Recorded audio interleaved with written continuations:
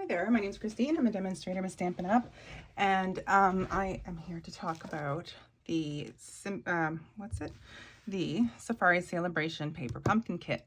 So every month I make 2 alternate cards for my subscribers and give them the supplies to make those cards. So that's what we're making, 1 of 2 in this video, and we'll make 2 of 2 in another video. I wanted to show you. This is what the cards are intended to look like. So they have cute little safari animals on them and they're celebratory. I actually made a set without the animals. I don't know how I feel about those animals yet. So happy birthday. Let's celebrate. I love this muffin stamp. And you are so amazing. So they look awesome without the animals. The other neat thing is if you don't use the animals, you can use the animals elsewhere. So that's what I propose to do here.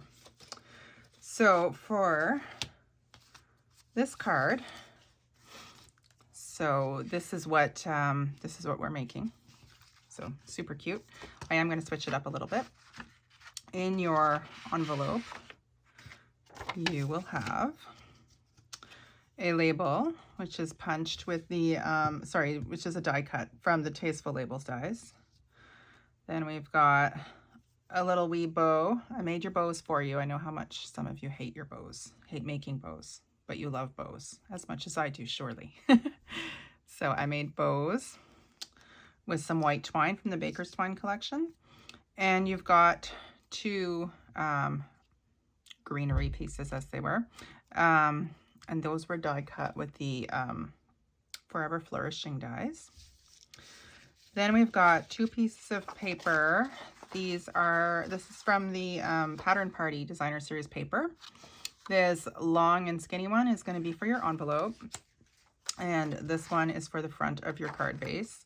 Our card base is thick white, cut at 8.5 by 5.5 and scored at 4 1/4. Now, if you don't like the animal print and the safari theme and all of that, flip this over and you can use the black and white side. That's what I love about the Pattern Party paper, is that one side is black and white and the other side is patterned with beautiful colors. That is a host pack of paper. So you need to host a party to be able to get it. It's 48 sheets of 12 by 12 and I think it's $24. If you host. So huge deal. Awesome, awesome. So that's that.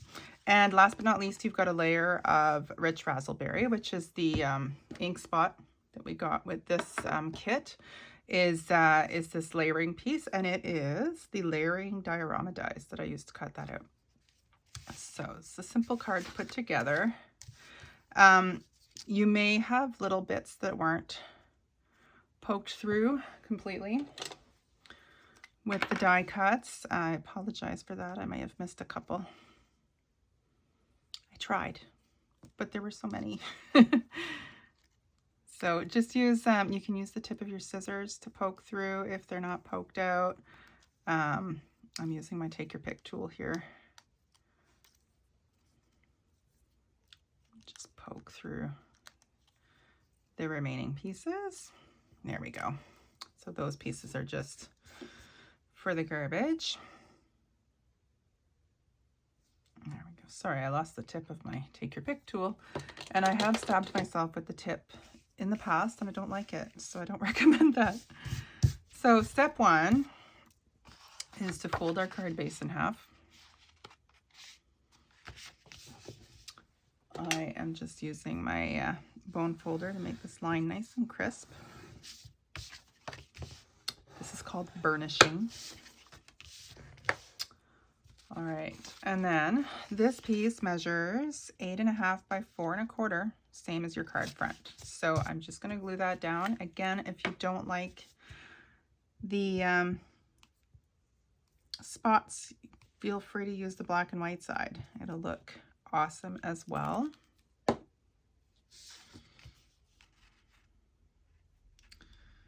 So easiest way I find to line it up is to, when you think you have it, pick it up And I'm using liquid glue on purpose because you have a little bit of wiggle room before it sets on you.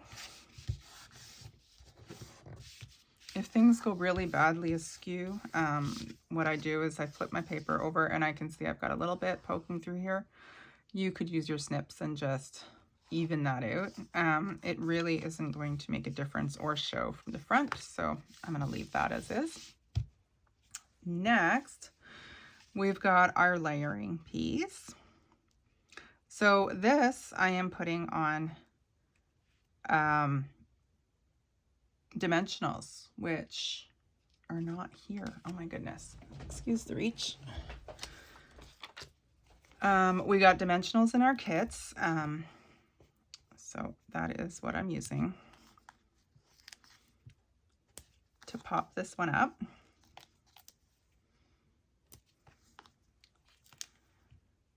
Now, these sides are going to be a little bit floopy.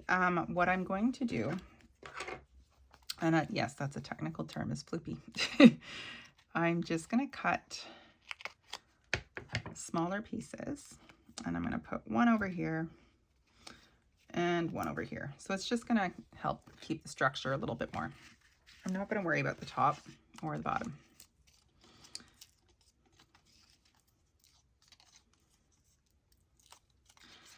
Now, the way I did my card, this version here, is I put, do I have all the bits off? I do. I put it in this orientation, so this lower, skinnier part is at the bottom. So you want to have about 1/8 of an inch border all around, so I'm just lining it up on the bottom. And there we go. And then lightly tap that down, and we've got that set. So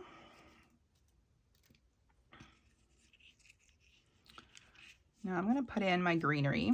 So I'm going to use liquid glue, find the finer tip of my liquid glue to do this. You could also use your glue dots, would work really well for this too.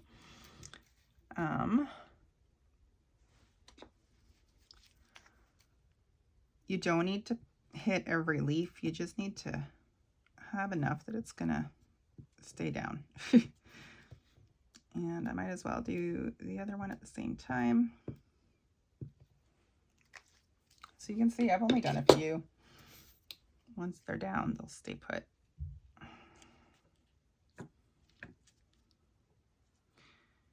Now I am going to do a variation. I'm not going to do the exact same card. So you saw that I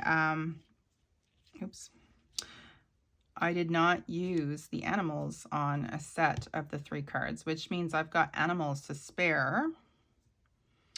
So I am going to use an animal on this card, which is an option to you. So I'm going to use this little antelope. She's holding a cupcake. Every time I see it, I think she's holding a glass of wine, but it is a cupcake. So I'm going to put her, I've got glue on my fingers. Okay. I'm going to put her over there. And so the greenery is going to be over here.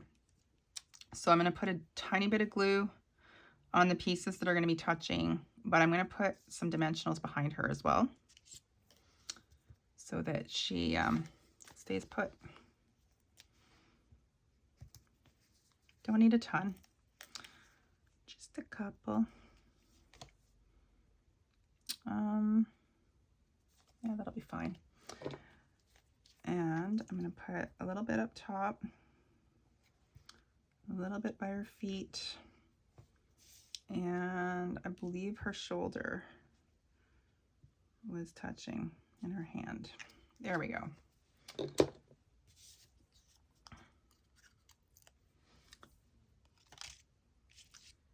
I'm not sure that I'll be using the monkeys at all on my cards. They kind of weird me out a little bit, I'm not gonna lie.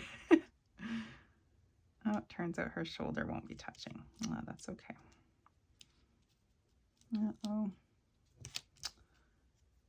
And unfortunately,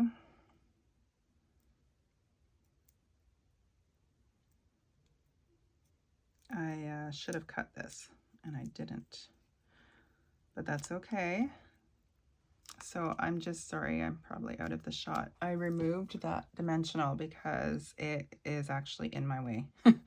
So never mind. There we go.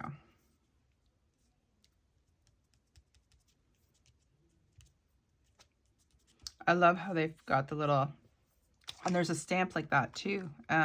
This one here, which I think is so adorable. There we go. So she's there. Now we need a label. So I'm going to use this one. Now what should we put on here?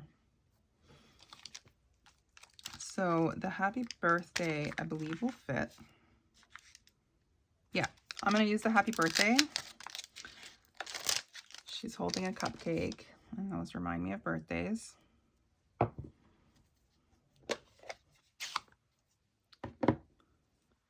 Oops. Hadn't tapped it down to my block, so the happy kind of fell off there, but we're good. We're good. We saved it. There we go. So there is a little cupcake stamp too in here, which I think is just so cute. So we're going to use it.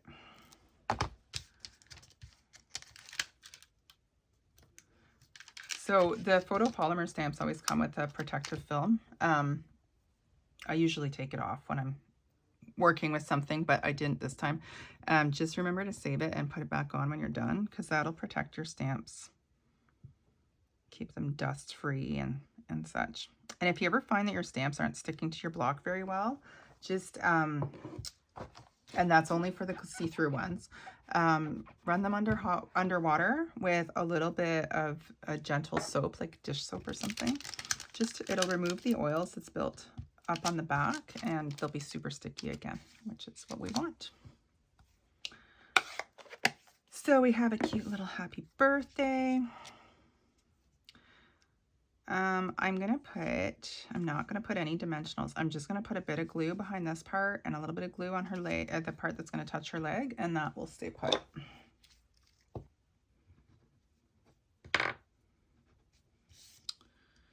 And this bottom part.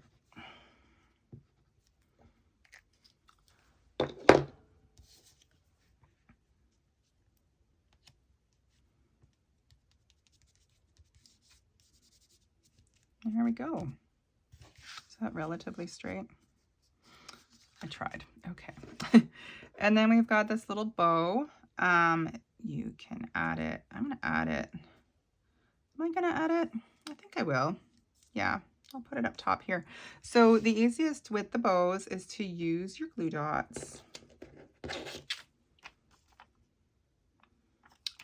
I'm using my nail, but you can use the tip of your scissors, especially if you don't have long nails.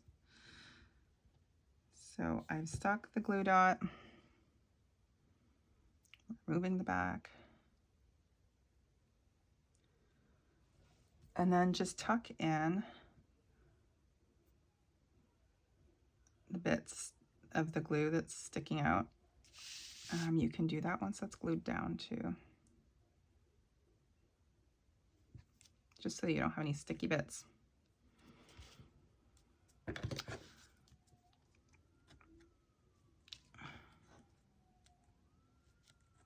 So I'm just pushing the sticky bits underneath the bow so that we don't have any exposed sticky bits, because then random things will stick to it and you don't want that. So there's our second little card. Now for our envelope, I really like coordinating envelopes. So this is super easy to do. I'm going to use my liquid glue for this. I do recommend that you use something like liquid glue or tear tape, something really a good strong adhesive, especially if you're going to put the card in the mail, so that your label stays, your designer series paper stays where it should. Otherwise, this is the kind of thing that would probably get stuck up in the machinery at the post. So, whenever you have a piece of designer series paper that measures 6 by 2 1/4, you can do this. And I just love the look. Now again, if you use the black and white side, just use the black and white side on the outside of your envelope. So once I've glued it down, easiest thing in the world, and it looks so pretty and, dare I say, somewhat professional.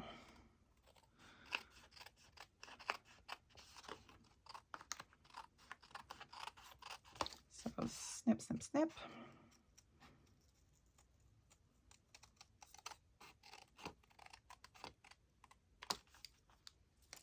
There we go. And voila, isn't that cute? So now you've got a little matching card and envelope. I think it looks adorable. So I hope you like this one. Again, this is card number 1 of 2. So I'm going to make a second video for 2 of 2. And if you have any questions, please let me know.